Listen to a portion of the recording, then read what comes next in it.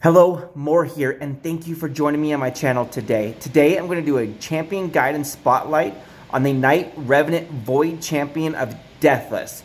Deathless is an epic champion, or epic rarity, and I don't see Deathless used hardly anywhere. I don't see anybody really talking about her.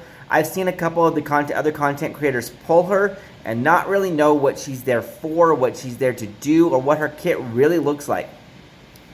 She does have a very unique style kit. Her kit is designed and geared towards staying alive, being the last person alive, and like holding her ground. She gets benefits and boosts to her skills and other abilities that she has in her kit based on the amount of allies that are dead, rather than the amount that are actually still alive. I don't actually have my Deathless mastered at all. I will do another video in the future once I have the time to invest in her. I really would like to do that because there's some masteries out there that are designed and geared the very similar and same way. And that in the support tree, right?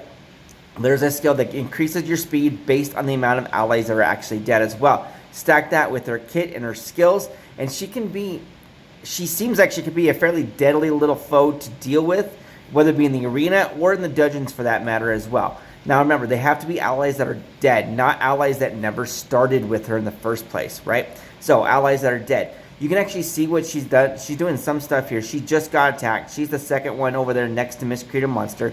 The two of them are now allowed. Miscreator Monster, he's just a beast. He is my anchor, my rock in almost every part of the content of my game.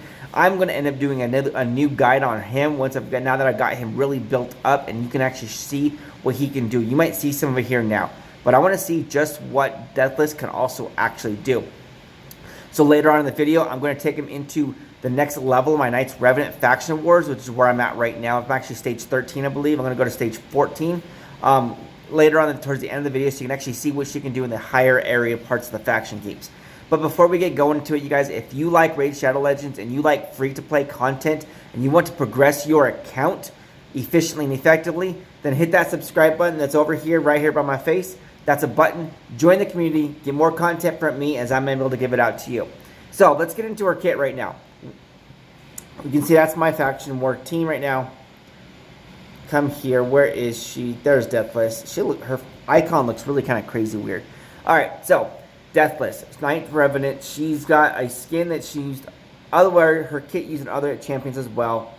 Okay, so let's see. Her A1. This is her A1, you guys. So attacks one enemy, has a 70% chance of placing a 60% decreased defense buff for 2 turns if one or more allies are dead. A 30% chance of a 30% decreased speed buff for 2 turns if 2 or more allies are dead, and a 50% decreased accuracy debuff for 2 turns if 3 or more allies are dead. Damage inflicted is proportional to defense. Now, that is a 70% chance of landing up to all 3 of those debuffs. It's not an either or an either and, or this and then this and then this. All 3 have their own separate 70% chance to land. I've seen her land all 3 before. It works. Okay, so that's how her A1 stacks, right? So that's just her A1. Her A2 places a 30% reflect damage buff on this champion for 2 turns. Then attacks one enemy. Has an 80% chance of placing a provoke debuff for 1 turn. Damage inflicted is proportional to defense. So that helps keep people attacking her, not just killing the rest of her team, right? Especially as attacking her. That provoke, especially in the arena, is helpful. Her A3. Unfortunately, this has got a 7-turn cooldown unless you book it down to a 5-turn, right? But here, attacks all enemies. This attack will always be critical if there are 2 or more dead allies. Damage increases according to the number of dead allies. So her damage scales off the amount of dead allies, right? And also, 2 or more, always crits. So if you build up crit damage on her, this will proc hard as long as she's one of the last ones alive. When we see it into her stats, you can see I don't have my crit damage built up on her. I haven't really invested in her a whole lot. She has been a good little part of my faction war team. I do want to invest in her. I don't really have the time all the time to invest into all these champions. Being free to play, I got to pick and choose where I put my energy, right? So her aura, it increases ally resistance in the arena by 70. If you put her in the aura, debuffs onto your teams make it harder for them to land. Okay, her items here. I don't have crazy items on her. I do have 4 stars, 5 star. I do have 1 6-star piece in there. I do have some, but one's at 12. The rest are at 8. She doesn't have a whole lot of gear on going on right now. I don't have a necklace to put on her because I haven't farmed spiders all that much because I don't really farm the dungeons so much. I farm the campaigns. I do the dungeons for some events and some missions as I need to. So I don't really farm that area to get the gear like that. So, Deathless, that's what she's got. I've got a defense set, a speed set, 2 defense set, a speed set. All right, so her actual stats. HP is at 21,000 HP. Attack is negligible. All her stuff is based on defense, right? Her defense is at 1,900, almost 2,000, which isn't too bad. Her speed is only 126. I just put some gear on her this morning to give her some more speed. She was only at like 98 before. Her crit rate is only 19%. Her crit damage is only 69%. Her resistance is only 46, but her accuracy is 121. I wanted some more accuracy and some more speed on her for the Faction Wars, which is what I gave her this morning. You can see I haven't done anything in the masteries for her before. I want to put some scrolls into her when I have the time to invest in her. First, before I can do that, I still need my 5-core Minotaur team to max out their scrolls. They still don't even have 100% done completed. Once I can max them out, then I can speed, scroll, run specific champions, pull one champion out, put the one that needs scrolls in.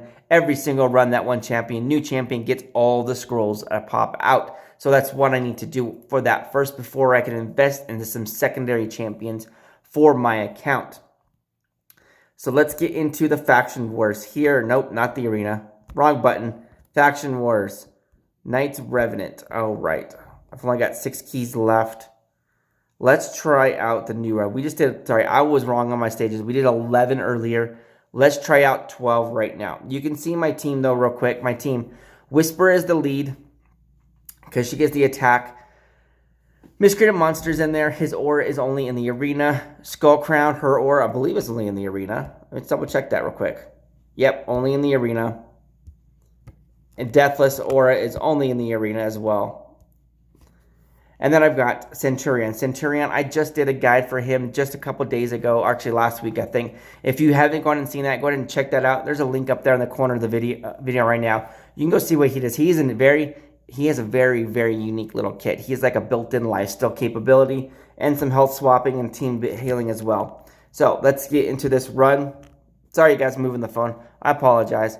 So let's get, the first time I've actually ran this, I've never been able to complete it before. Really, I've actually never tried it before, so let's get this into it now. Let's see if my team can actually survive this. We'll see. Skullcrown's passive, Proctor unkillable, but really it's Deathless that we want to watch. We want to see what she can really do, especially if other teammates start dying, right? Miscreated Monster, he is the main anchor and carry on this team, even though he is a support kit-based champion. He has got some crazy kit in his stuff that he can bring to the table. Excuse me. So here we go. We got fears left and right on the other team because of Miscreated Monster. All those poisons on Skullcrown. Let's see if Skullcrown dies on her turn next. Nope, she survives. Her life still helped keep her up. Okay, looks like we might get through this first round. That's a good thing. We want to get through the first round. We don't want to keep dropping off every single time. All right, boom. Second round. Here we go. Even too bad Miscreated Monster just used his AoE shield-producing ability. That was not nice. Oh, Skullcrown is now down. Remember, Deathless starts getting abilities, and her kit starts growing as people die, right? So, remember, her A1 was on 1 enemy, 2 enemy, 3 enemy down. She starts getting debuff possibilities on her A1. Even though I don't know if she's going to survive because she's getting focused here, and there she goes. That wasn't cool, especially for a guide on her or a spotlight on Deathless. We don't want her Deathless to die in the round, right? So I need to build her more sustainable. She has no lifesteal. Maybe I need to put her in some lifesteal gear instead of defense gear. That would be a good idea so she can regenerate and heal herself. I was trusting that Centurion and Miscreated Monster can keep them alive between his shield and the other guy, Centurion's actually team healing capability he has, but apparently didn't work out. So I got some work to do on Deathless, but that is what she can do. Deathless, she is a girl, she's a champion that scales as allies die off or allies drop off. She scales up, so she does more damage, she does more stuff overall. Scroll her out, give her those, I think there's a defense and there's a support mastery that gives her the increased stuff and abilities while other people die off around her. So like support increase speed for her as more allies die. So if you haven't already though, everybody, please go ahead and hit the subscribe button that's going to be above my head. Also check out a video that's going to be on the right hand side of the screen over there. Get into the playlist, watch more content, and y'all catch you on the next video.